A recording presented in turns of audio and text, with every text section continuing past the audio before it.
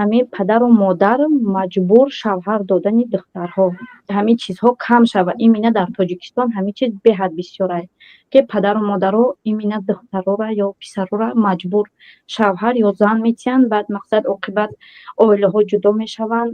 хоб масъалаи маҷбуран шавҳар додани духтарҳо ва маҷбуран келин кардан, дар ин бора мо бисёр гуфтем, вале афсӯс ки мардум табиати одамӣ ҳамин хел ки ҳатто ҳамин маслиҳатгарам вақте бар шумо маслиҳат медиҳад, хоҳ тоҷир аст, хоҳ хешу табор аст, ҳама вақт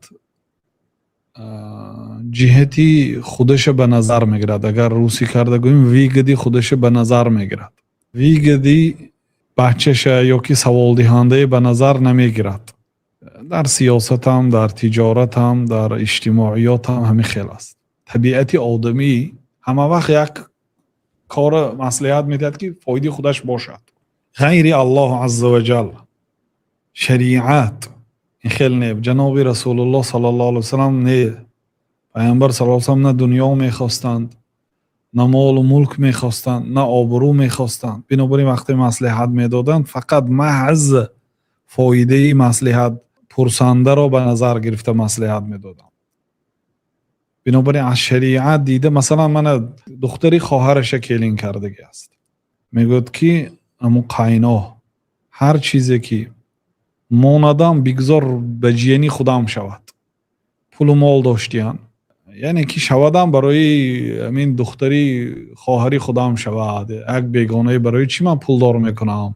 гуфта зани пешинаша пеш карда духтари холаша маҷбуран бачаш нахоҳадам, агар нагирӣ оқ мекунам, агар ӯро талоқ натӣ туро оқ мекунам. гуфта тарсонда ҳамин корое кардаг. яъне 100% инҷа вигади, яъне ҳамун қайно зоҳир маълум.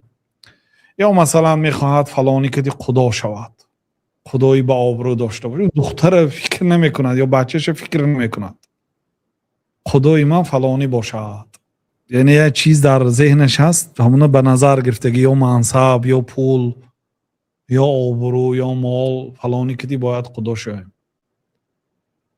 баъд духтари бечораи маҷбуран, духтаро хосатан духтаре ки ҳоли ягон бор шавҳар накардааст, ӯ бечора голос надорад, ба қавли мардуми дуздҳо.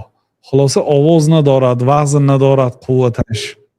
ӯ назар ба намегиранд, маҷбур медиҳанд. бечора ҳичи гуфта наметавонад. ай мегӯяд ту бо забон баровардӣ, бо ту ҳоли шарму ҳаёро намедонӣ? падар магар барои духтар бадиро мехоҳад? гуфта маҷбуран гирифта ба як одаме медиҳад ки худаш бо ғарази дунявӣ ҳамон кади худо шуда истодааст. барои ҳамин нигоҳ кунед он, ҳеҷ гоҳ маҷбур накунед он падарҳо, модарҳо, фарзандҳоям. мана оқибаташ безеб аст. мо чӣ хел ҳодисаҳое надидиму. ба як маблағи калон, мисол як одам пул сарф карда келин кардаги аст. келин дар дасташ телефон бо ҳамон маъшуқааш гап мезадааст. дар хона, дар ҳузури ҳама. ин ки ба ҷоӣ не. чунки вай асар мегуфта ки ман намерасам ин ба. маҷбуран додан.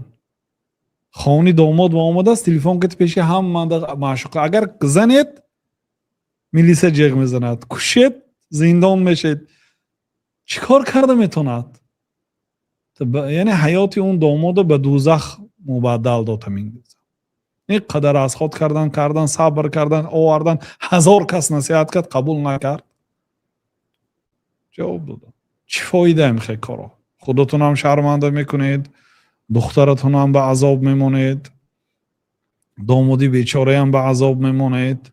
маҷбур карда додан ҳақ надорад ва ягон кас агар фарзандаша таҳдид кунад ки агар фалониро нагирӣ ё ба фалони шавҳар накунӣ, ту оқ мешавӣ, гӯяд шайхулислом мегӯяд ки оқ намешавад. барои он ки падару модар ҳаққи маҷбур кардана надорад. маҷбуран бо фалонӣ зиндагӣ мекунӣ. ҳаёти ӯ ҳаст. бале насиҳат ҳаст. бачам, шахси солиҳа духтараша гир, духтари солиҳаро гир, دنیا آخرتت آباد میشد. آینده فرزندات، آینده آبرود. برای فرزندات یک مادر انتخاب کن که فرزندات سرش خم نکند. من مثلا زنهایی که خیانت کردین شوهراشون به می نویسن که من خیانت کردم طلاق شد یا نشد. تو نه فقط به شوهرت خیانت کردی، تو هم به پسرت هم خیانت کردی. پسرچی معده داری 1 ساله برای همون هم خیانت کردی، یا اگر نداشته باشی برای آینده فرزندات هم خیانت کردی. الکی مادری فلانی، تو کی میگود مادرت فلانی زیناکار؟ یعنی زنی که زینا کرده است به فرزنداش خیانت کرده است، به پدرش، به عمکش، به تقایش، به باباهایش.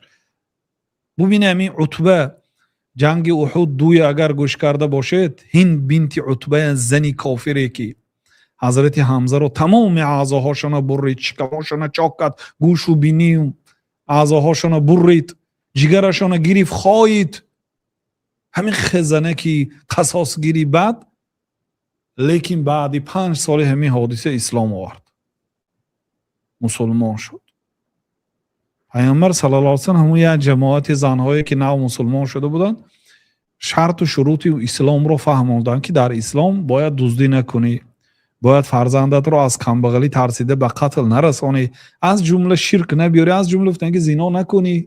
همین هند بنت عتبه، همین زنک که حمزه رو جگرشان را خاییده بود، گفت که او تزنی الحرة یا رسول الله، مگر زنی آزاد زنا میکند؟